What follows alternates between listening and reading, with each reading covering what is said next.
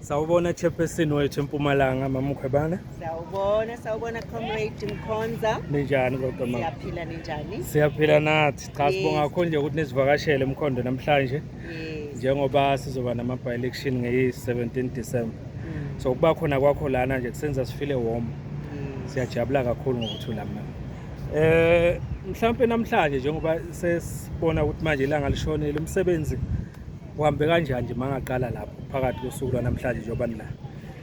Umsebenzi uhambe kahle kakhulu because sifikile lapha eDominion Church. Yes. Sathola ke ama comrades wase Ward 14. Yes.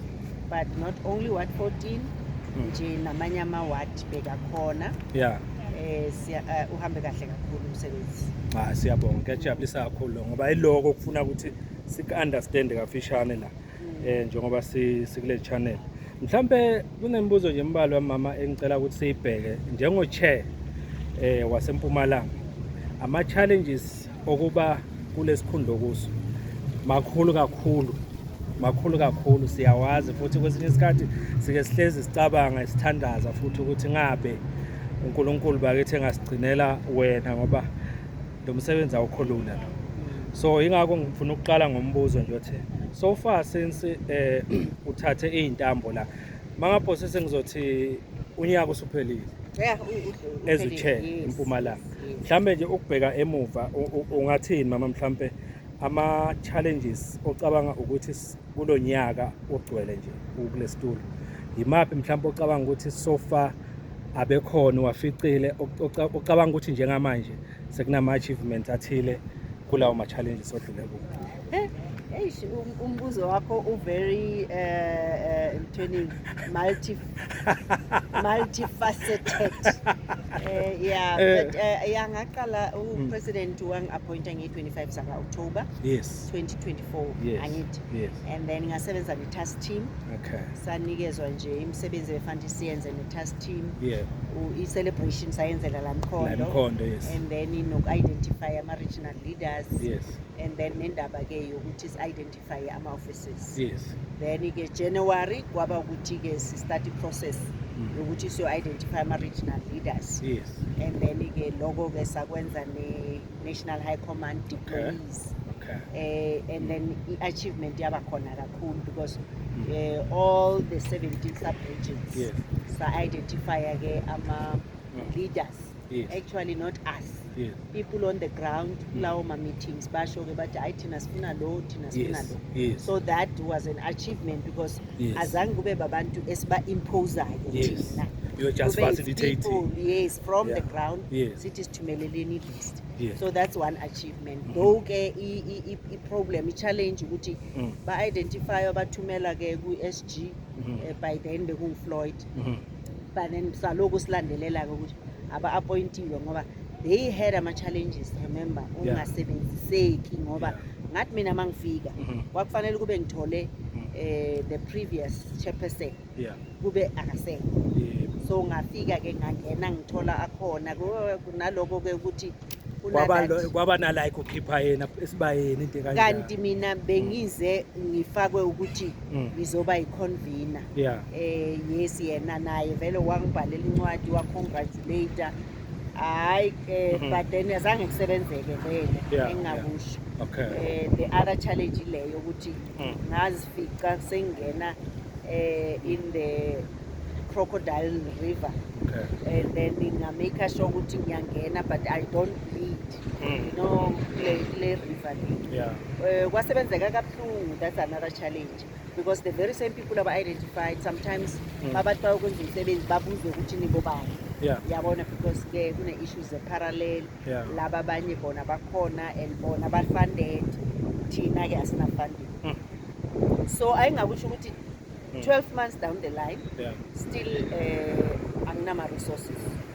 We do umsebenzi we-organization nale detachment ekhona with our own resources ukuze nje sivakashe all these 17 sub-regions. So I would say ukuthi wonke ama sub-regions as the chairperson ngwavakashele ke but ke uthola ukuthi the other detachment members because of financial constraints azange bakwazi ukufika kiyo. yeah but beniba neindlela zokwenza nje ukuthi even kunjalo umsebenzi wona uyaqhubeka. Umsebenzi uqhubeka, ngikhumbula sizile la Mkhondo sine meeting sigcina sesingena eWimpy sivele sithenga ukudla sigazada nje namanje ubonile la ukuthi sivele sagazada sathi ke le ton one 100 onani fakani sithengele ama ground forces ukudla. So that's the biggest challenge and sicompete nabani compete na people aba well resourced, especially ANC is in government. Tina we are not in government. So that's another challenge because you hear good hey mamkhwebane this are the failures akakwazi win ama by elections and all those. Kani contrary ukuthi we did those by elections without the resources, you know, and with minimal resources. And West, we are not in government, and you find yourself uthola ukuthi kusentandweni yomphakathi bayasivotela uyayibona, but we achieved a lot ngalama by elections because the numbers increased. Remember, now it's no longer about national and provincial and even local government, it's by election. So lelo wadi lelo, and uthola ukuthi MK last computer call it's from 0 to ukuthi okunye sithola abo 18%, 15%. Yabona? I mean that's an achievement. It's an achievement. Hayi ngiyajabulisa ukuzwa lo umsebenzi muhle futhi sonke siyawubona. Mhlambe kodwa nje ukucheka kancane la njengoba ukhuluma ngendaba yama resources okusho ukuthi mhlambe le ndaba ye bank account sengalungiseke eMpumalanga. Ayikalungiseki eMpumalanga. Kusho ukuthi ilungiseke one sided. Because now after the removal yaga the previous chair, actually the party leader, and then the MPL legislature bavula ke i-account yokuthi bazokwazi ukusebenza, but now kwaba nokuthi ke kuna that challenge ukuthi as the detachment asina any say in that. So those are the issues SG knows about, TG knows about, and which should be resolved. That's why Masesi now sends umsebenzi organization that is still ongoing. And remember, we can go ask for funding, but kanengi business people they associate themselves with those who are in government. You understand? Because that mentality in this country because you are in government then we can get a tender and all those, and that's what anyway yabo ANC and whatever they are doing. Exactly. Uyayibona iyakheke kanjalo. So uthola ukuthi ke we can raise funds but it's very difficult to do that. No kodwa ngendlela okubuka ngakhona ngathi kuzolungiseka ngokuhamba kwesikhathi. Ama challenges wona akhona but ngathi kubonakala ngathi indlela eyakhanya phambili kancane asithembe. Yes. Mhlambe nje ake ngibuze kancane la ama by elections so far kodwa eMpumalanga since ukhona nje njengo chair, mhlambe roughly ngathi ama by election amangaki osube nawo? I remember saqala eThembisile Hani ama ward I2, so singathi ama ward lawa wasethembisile Hani saya eWard 6 eSabi, saya eGrill ward 26, besise governing Beki eWard 14, manje sesila eWard 14. Exactly. So I6, hence I was saying to you ngendaba yama challenges, all of them were conducted with no resources or minimal resources, but the performance others will judge us ukuthi siluzile, but the performance, as I'm saying, from both 0% to from both 3% to 18%, that shows scientifically ukuthi the organization is growing. Understand? And what I like about ama by election as well ukuthi siyakwazi ke then to prepare the ground.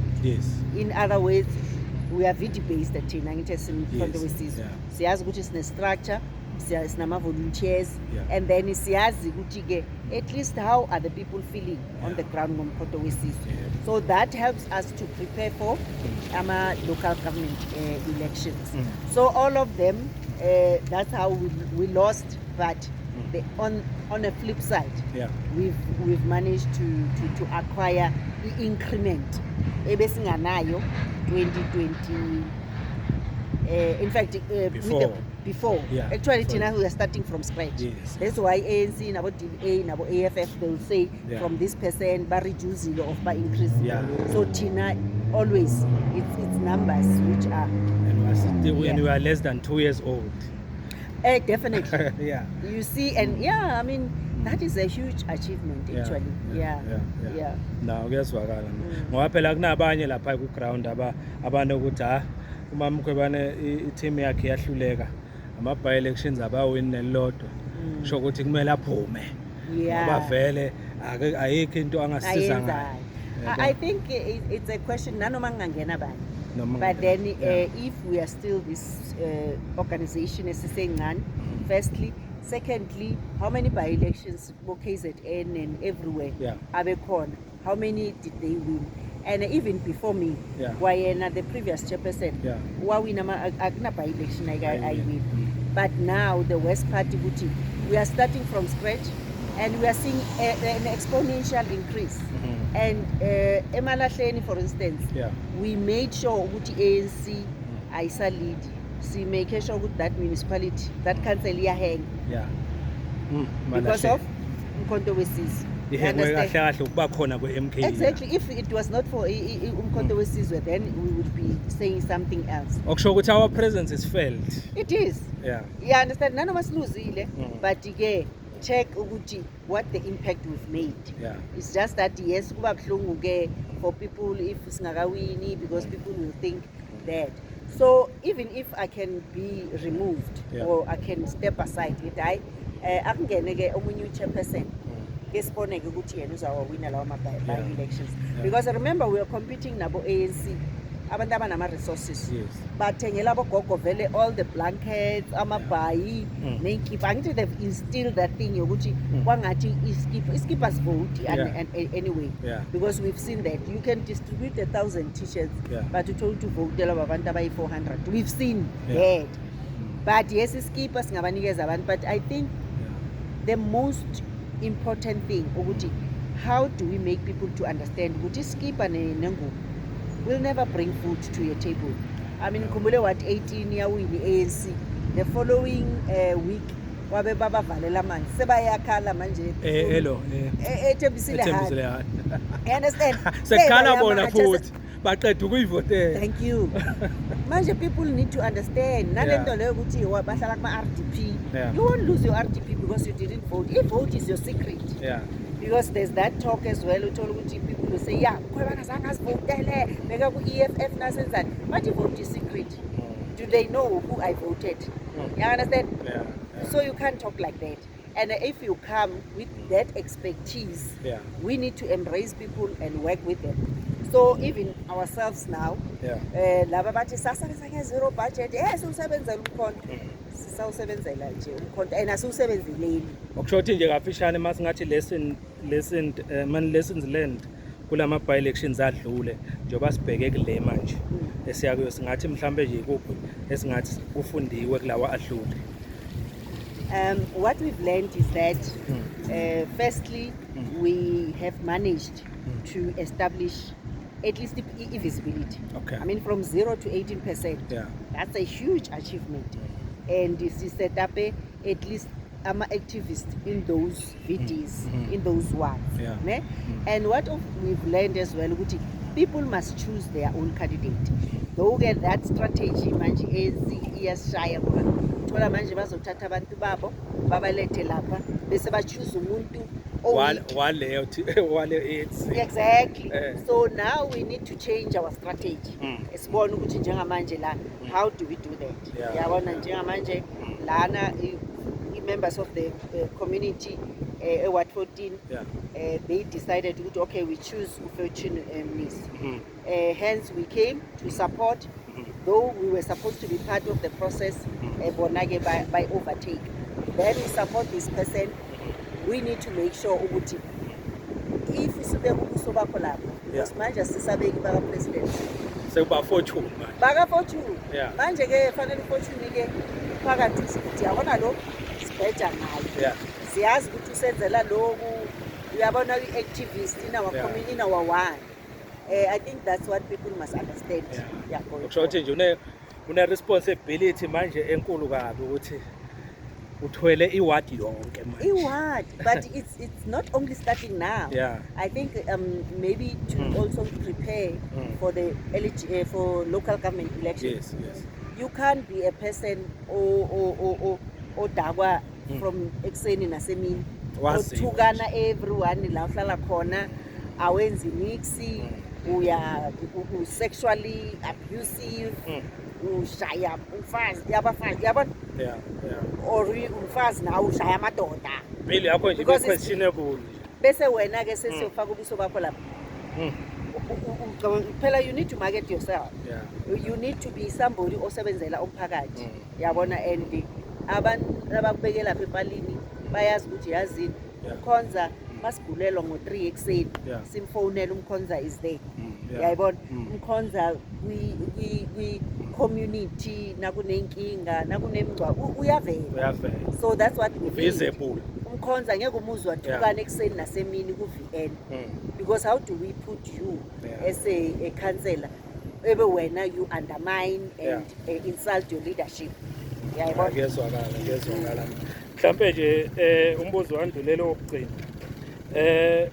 Sakhuluma ngayo le ndaba yokuselecta i-candidate ukuthi ngokwenqubo yomkhonto wesizwe noma ngama guidelines mhlambe nje yini into ekey office ukuthi even nabacabanga ukungenela as candidate in the next year local government elections ongafisa ukuthi bakwazi, because vele njengoba ukhuluma ngobuso indaba ebalekile ukuthi yini ufuna ukuthi bayazi mhlambe ngokwama guidelines okukhethwa kwe-candidate ukuthi this is key.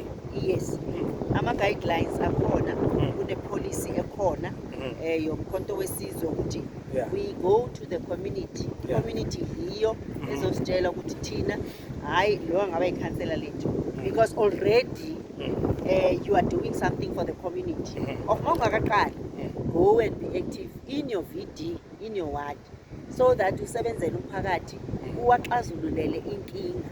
Understand? Shothi ungaqala nje manje kungakhethwa ube visible. Exactly. Usebenzele umphakathi, ushintshe impilo zomphakathi. If i-community fanele kune new cleaner, you know, niya cleaner, plus thina ke sinama Green Fridays, you know, sivakashela ama state institutions, because fanele kube siyaya so check ukuthi home affairs queuing ngakanani, ema clinic bayancedakala abantu.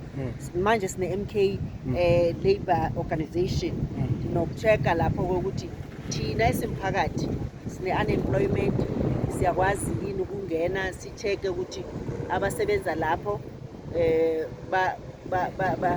banama documents, though that is a national competence.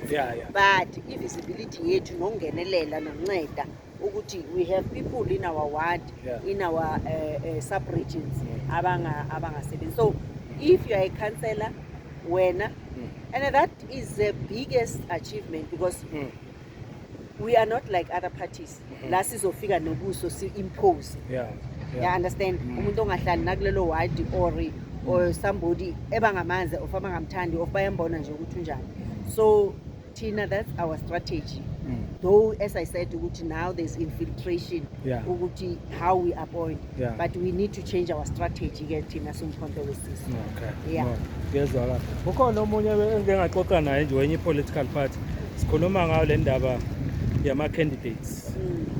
Athi kodwa ngabe yini engenziwa ukuthi abantu bangesabe, ngoba phela lento yama political killings yaziwe eMzansi ukuthi iphuma inqina, futhi njengamanje akusasebenza isibhamu kuphela, sekusebenza even nendlela ehlukile ukuthi abantu babulawa mhlawumbe ngopoison njalo njalo. Mhlawumbe khona ongakuphawula nje ngalokho. I think that is so very painful, especially you know sikhulume nge-leadership njengoba usho ukuthi hey kuba i-leader kunzima. Ngoba i-leader phela when we are expected ukuthi njengo-president Zulu, I mean some of us wenziwa konke lokho, but as a leader you need to come out ube unique in the sense ukuthi asikwazi ukuthi uyi-leader fanele sikuthole lapha etshwaleni ungaziphathi kahle yabona, so ukuthi you need to also secure yourself, uziprotecte ukuthi and nabantu ohamba nabo nje, because unfortunately la Mkhondo sibe ne-serious problem. I mean, indaba ka-Treasure nendaba kaMfuqeni, may their soul rest in peace, nendaba ka-ubani lowe Mkhondo TV. It was a concern because I remember speaking to some religious leaders bala Mkhondo ngathi hayi fanele nisukumele nendaba, because you need to come in, you need to make sure ukuthi you are bringing communities together. And indeed indaba yama political killings siyabona manje ku ad hoc committee udilwa ngayo. Exactly. And people, they just kill for that because it's about poverty and umuntu ukuthi uzibona ukuthi nangangena lapha I'm going to get this. And ubonile ANC phela say up standard bona sibafuna imatric, bafuna this and this. Simkhonto wesizwe, I think that's what they also need to tell us, the caliber of a candidate who must represent us. And even if umuntu ungana matric unganani, but impatho goes a long way. It goes a long way. Exactly, because if you are a person osebenzela umphakathi, I think ezinye zama killings they come where thola ukuthi a person unaye nje u-controversial or bayalwa or benzani or naye violent. Ngoba kuyenzeka uthola ukuthi une degree kodwa hey awunayo leadership. Exactly, awunabuntu nje undermining, violent. It's true. It's true. It's not about that. Leadership, it's not only about ukuthi wena ufundile or uke wasebenza. I-leader, that's why I always say kunencwadi yaka a leader without a title. Ubani nje eshoyo ukuthi uvuke ekuseni undlule ukline la uhlala khona. You are a leader, uzleader wena. That's leadership. That's leadership, because if uhlule ukuzleader lapho, how do you expect yourself ukuthi your leader or fail leader your wife or your husband? No, ukuthi mangedla ngilahla khona la. Na kuphela manje uyalithara but ufuna ukuba leader. Yayibona ukuthi akuzwakala wanting to be a counselor, but wena nje una uqeda ukudlulahla khona la, you do all those things. So i-leadership kaningi bazathi hayi leadership uyasifeyila wena. Mhlawumbe last question nje ma engivala ngayo. i-MK Party turn 2 years old. Is 16 December. Yebo. Mhlawumbe khona ongakusho ngo-message or something about that. You know, I addressed leadership ye province la specifically eSikhaya. La ngithi khona bekunama interim sub-regional leaders, interim regional leaders, ne provincial interim structures. Ngithi kibo you know lama challenges esinawo kumkhonto wesizwe. Take a 2-year-old child. Ubuze ukuthi 2-year-old child irizina njani. 2-year-old child ayikwazi ukuzigcokisa, ayikwazi ukuzidlisa abanye, ayikwazi ukuzigezisa. Just take a 2-year-old child. So umkhonto wesizwe is like that. And it's even worse because this 2-year-old child uthola ukuthi just for instance nje uhlangahlanganisa this example, lo mntwana lo isandla sakhe sibuya kamkhonza, inyawo lakhe libuya kamkhwebani, inyawo liyayibona ukuthi njani wakhiwa ingane la. Exactly. Ngama limbs ahlukene abendawo ehlukene. Umkhonto wesizwe is like that. Some of us are from EFF, abanye babuya ku ANC, abanye babuya ku-DA, abanye babuya Action SA. Uyabona ukuthi njani? Now we are building this child. Safuna ba-align bonke labantu. Thank you. Ukuthi kube inqole eyodwa. And unfortunately we don't want to accept, because masinga accept ukuthi asibhekeni kuNxamalala, because uNxamalala ulikhiphile ukuthi ngifuna umuntu omnyama ahlangane, ngifuna ukuthi siwuthathe lo mhlaba, ngifuna, you understand? And with the current constitution in South Africa, unfortunately 2/3 it's impossible ngoba the whites have made sure ukuthi they divide and rule. This thing yokuthi check ukuthi amaphathi amancane lawa afandwa ngobani. Then they are pushing their interest.